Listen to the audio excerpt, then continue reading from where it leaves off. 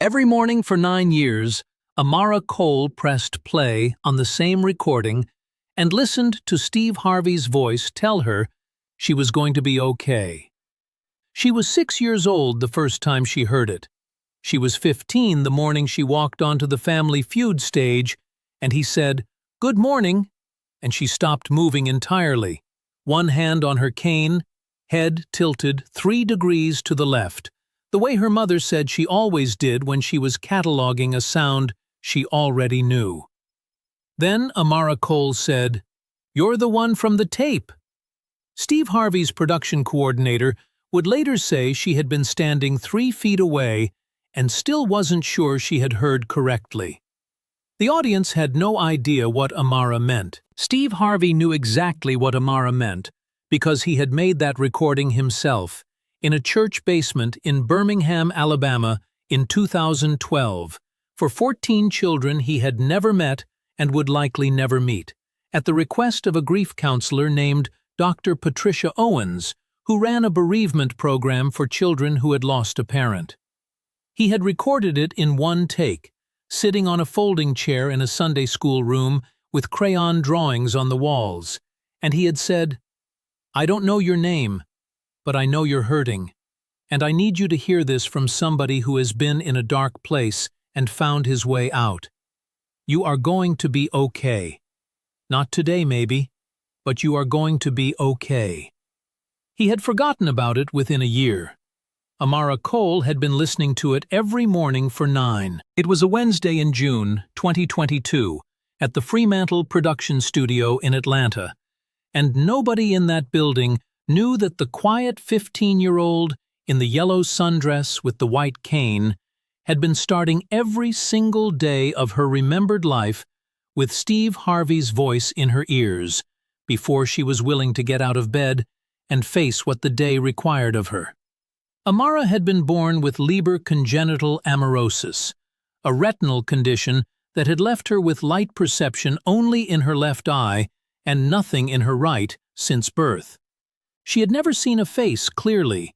She navigated by sound, by memory, by the particular geography she built inside her head of every space she spent enough time in.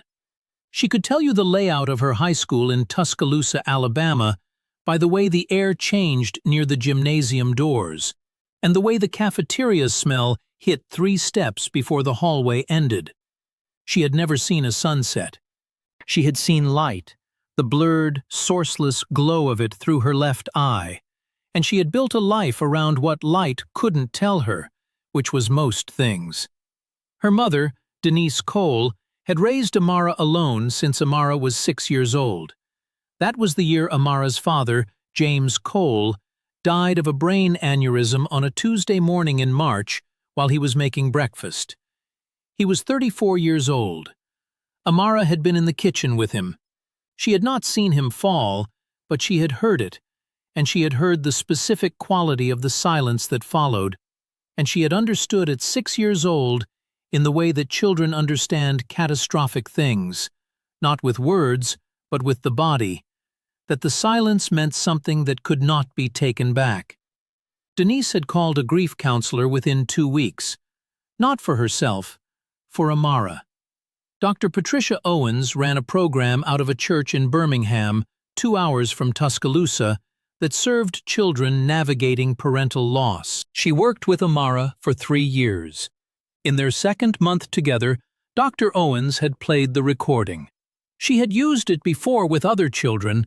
It was one of 14 recordings she had commissioned from various public figures and community leaders. A library of voices she used as anchoring tools. For most of the children, it was one resource among many. For Amara, who processed the world through sound in a way that sighted children did not, it was different. The voice became a fixed point. She asked to have a copy. Dr. Owens gave her one on an old iPod. The iPod eventually died. Denise transferred the file. It lived on 3 devices over 9 years and was currently saved on Amara's phone under a folder labeled simply Morning. But nobody walking into that studio on a Wednesday in June knew any of this. Denise had applied to be on Family Feud because Amara had asked her to. Not for the money, though money was not nothing, because Denise worked 2 jobs as a medical transcriptionist and a part-time pharmacy technician, and the gap between what those jobs paid and what Amara's vision specialist appointments cost was a gap Denise had been quietly bridging for years with credit and prayer. Amara had asked because she wanted to be somewhere loud and full of people and laughter. She had told her mother, "I want to hear a room be happy." Denise had cried in the bathroom after Amara went to sleep the night she said that, and then come out and filled out the application. Their team was Amara, Denise, Amara's Aunt Rosa, Rosa's son Terrence, and Denise's mother, Miss Gladys, who was 74 years old and had driven from Montgomery specifically to be on television and had brought her church hat. They wore matching lavender shirts.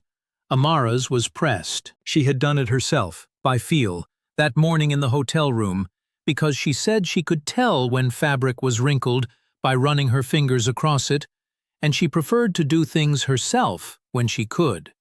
The morning had gone well by any ordinary measure.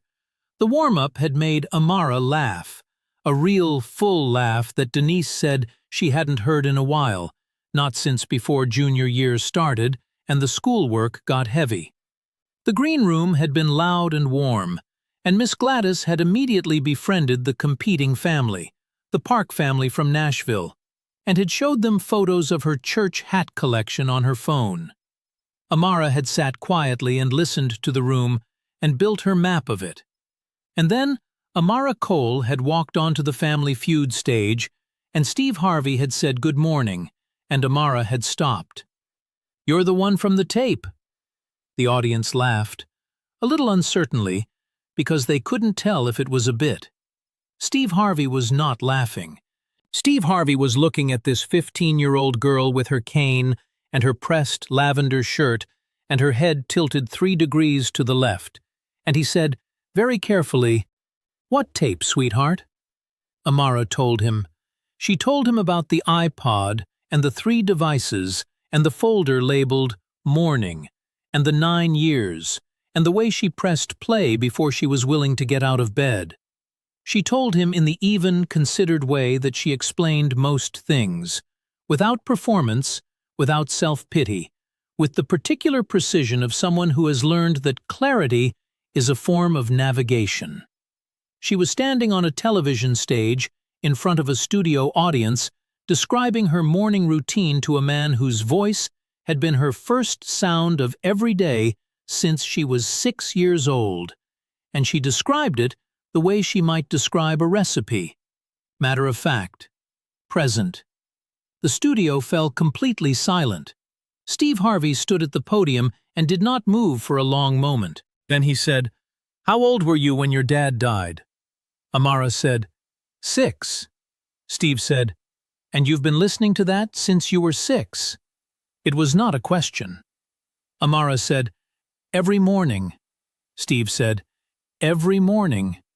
He repeated it quietly, to himself, like he was placing something. And that wasn't even the part that would bring the crew to a stop. The part that would bring the crew to a stop happened 4 minutes later, when Steve asked Amara what the recording meant to her, and she was quiet for a moment, and then she said, "It meant I wasn't alone in the dark." She said it without emphasis, without pause before or after. The way you state something that has been true for so long, it no longer requires framing. A camera operator made a sound.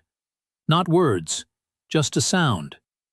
The floor manager, who had been in television production for 18 years, pressed 2 fingers to her mouth and looked at the ceiling. Steve Harvey sat down on the stage, not in a chair. On the floor, the way he had once before. Though no one in this room knew that, because that taping had happened 3 years ago in this same studio with a woman named Dorothy Simmons in a burgundy shirt. He sat on the floor, and he looked at Amara and he said, "Let me tell you something. Amara turned toward his voice. Steve said, 30 years ago I was living in my 1976 Ford Tempo. No house, no plan, showering at gas stations, eating out of trash cans. And I used to talk out loud in that car, to nobody, to God, to whatever was there, because talking out loud made it feel like someone was listening. He paused. I made that recording because Dr. Owens asked me to. I sat in a Sunday school room in Birmingham and I talked to children I would never meet. And I forgot about it, Amara. I forgot. I am sitting here today knowing that God kept that recording alive for 9 years because you needed it. And I needed to be sitting on this floor right now knowing it did something. He looked at her. I was you. I was in the dark, talking to a voice that wasn't there. You found one, and you held on to it. The studio fell completely silent. Then Steve Harvey stood up and said 3 words to his production coordinator. Get Dr. Owens. The production team had Denise's phone. Denise had Dr. Patricia Owens's number. Dr. Owens, who was in her office in Birmingham at 2 p.m. on a Wednesday, answered on the 3rd ring. She came through the stage speakers. Steve Harvey said, Dr. Owens, my name is Steve Harvey, and I'm standing next to a young woman named Amara Cole, who I believe was one of your kids in 2013. There was a silence from Birmingham. Then Dr. Owens said, Amara. Not a question. A recognition, immediate and full, the way you say the name of a child you have never stopped carrying. Amara heard her name in Dr. Owens's voice and turned toward the speaker and said, Hi, Dr. Pat. The audience made a sound that was not applause. It was something more involuntary than that. The sound of 200 people being reached somewhere they weren't expecting. Dr. Owens spoke for 6 minutes. She told Steve, on the stage speakers, about the recording and the iPod, and the morning she realized that Amara wasn't using the recording as a tool the way the other children did. She was using it as a foundation. She said she had thought about Amara many times over the years and had always hoped the recording was still doing what it was made to do. She said, Amara taught me something I use with every child I work with now. She taught me that for some kids, the right voice at the right time isn't a supplement. It's the floor they stand on. The studio fell completely silent for the 3rd time. But Steve wasn't done. He turned to the Park family, the competing family from Nashville, who had come to the stage doorway when the taping paused, and he waved them out. The Parks came onto the stage quietly. Their youngest, a 17-year-old named Jenna Park, walked directly to Amara and stood next to her and said nothing for a moment. Then she said, I lost my dad too, 2 years ago. Amara turned toward her voice. Jenna said, I didn't have a recording. I kind of just had quiet. Amara reached out and found Jenna's hand by sound and proximity and held it. The 2 of them stood there, 17 and 15, and the room let them. Steve wasn't done. He addressed the camera directly and said, Everyone at home who has ever been in the dark and needed a voice, this is what it looks like when that voice finds you back. Amara held on to something for 9 years. 9 years. She pressed play every morning before she got out of bed. You want to know what faith looks like? That's it. That's what faith looks like. You press play. You get up. You do it again. The show's producers arranged for Amara's family to receive the maximum fast money prize package. Additionally, the show partnered with a vision specialist network to provide Amara with 2 years of fully covered specialist appointments, including a consultation at a low-vision rehabilitation center in Atlanta that Denise had been on a waiting list for since 2020. Dr. Owens was flown to Atlanta the following week and reunited with Amara in person for the first time in 9 years. That meeting was filmed with both families' permission and added to the final edited segment. The segment, 16 minutes from 84 minutes of raw footage, was released on the Family Feud YouTube channel 5 weeks after taping. In the first 12 hours, it received 19 million views. At the end of the first week, 97 million. At the end of the first month, 310 million. A secondary cut, 3 minutes, just Amara's "I wasn't alone in the dark," and Steve's response, reached an additional 180 million views on short-form platforms, making the total documented viewership the highest of any Family Feud content in the show's history at the time of its release.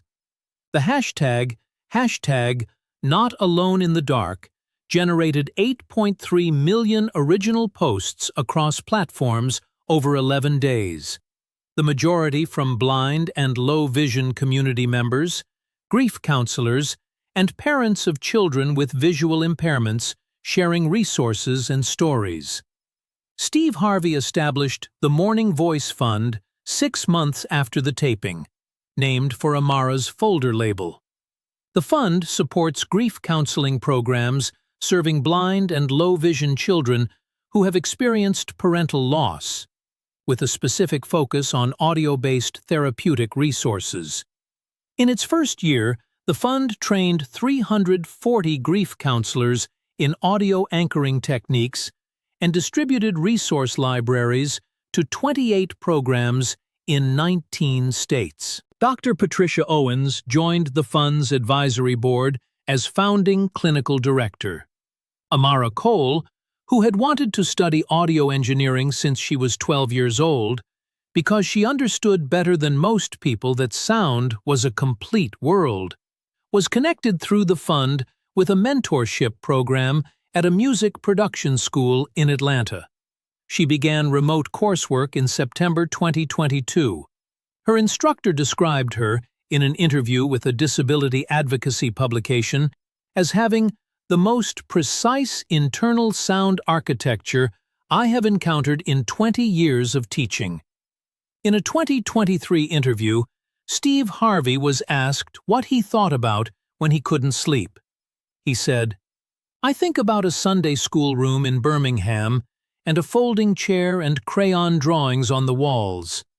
I did one thing that day that I forgot about completely, and it kept a little girl standing up every morning for 9 years. You never know which thing is the thing.